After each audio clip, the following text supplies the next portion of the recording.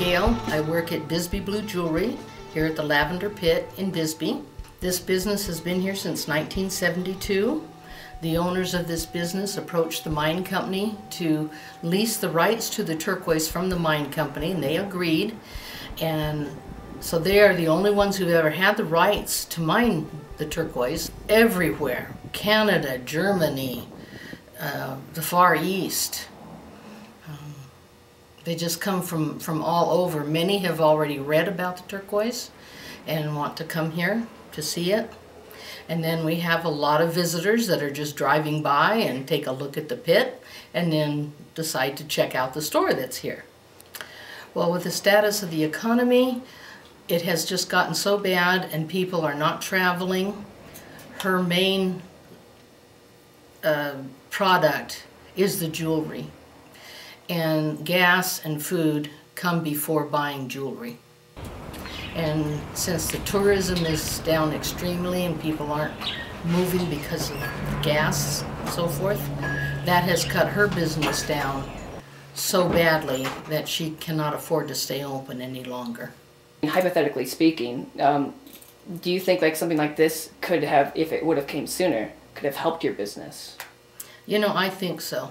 Yeah. I think that if the outer area of the property were more inviting and more interesting, that more people would have stopped and come in. Mm-hmm. I think right now it just kind of looks too plain. Many people come in and say, oh, I didn't even know you were open. So I do think that something like your art would attract attention and draw people.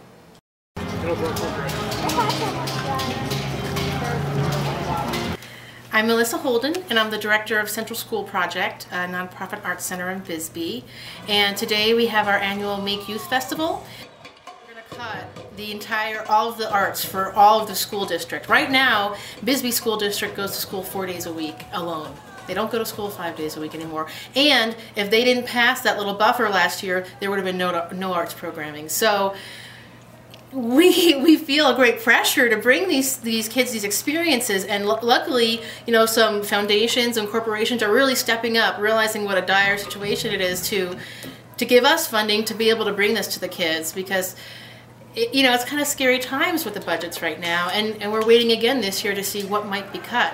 You know, Bisbee's a really, really arty town, and you would think that there'd be plenty of opportunities, you know, to interact with the arts, and we have our galleries and whatnot, but we should have more public art right now. We have some murals and we have a statue, but there should be a more casual way where kids and families and just tourists, everyone could come and take it in. Right now you have to go inside the building, and you know, you have to go to pay for something, but for such a strong arts town, I feel like we're one of the stronger ones in the county even, and we don't even have it, and that's saying something, you know. And if we not only could it bring in tourists, like you said, but I think, again, it would be another place for these kids who maybe are not used to interacting with the arts. It would be like the first step. You know, they'd go to this place, they'd see this thing, and they'd get an interest. Maybe they wouldn't be exposed to it before. Maybe they wouldn't, you know, their parents are not the type that would take them to an art exhibition, but they would take them to a garden, and then that's where they get their interaction with it, and that's where they get the inspiration for it. So I think it would be really needed around here. My name is Brianne Bidwell, and I work at Evoke Metal Gallery by Brenna Curry. She's a metal artist and a photographer. How do you think local artists will respond to, say, like a sculpture garden installation and collaboration? I think they would be so excited. I think this would probably be the first place I would want to do it, you know, and you would find so many people at different ages that would love to help out and put some of their life into it, you know. Tombstone gets 500,000 visitors. Bisbee only draws about 50,000.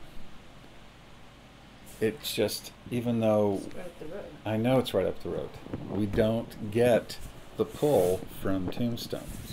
So just imagine having these sculptures in Tombstone all pointing towards the remaining cluster of sculptures in Bisbee, and then it takes you further west towards all these other opportunities that we just discussed. Now you're drawing from an already huge audience and pulling it through the region.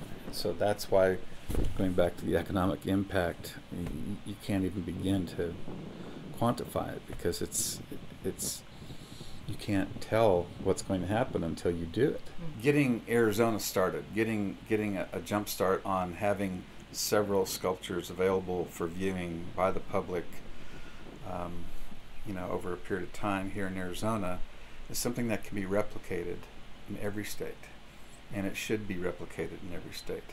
Whether you do that through a franchise of some sort, or whether you do that as a 501c3, they're all these opportunities are fundable. Actually, I don't see a lot of obstacles.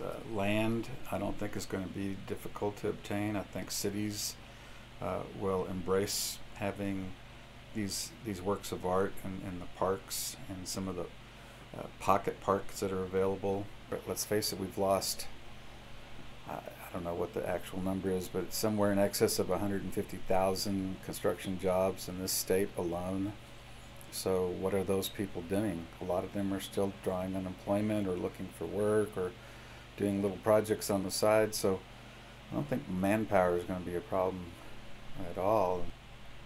As more and more of these become available, regardless of where in the state they go, as long as people know there's another one to find, they're going to find it. They're going to look for it.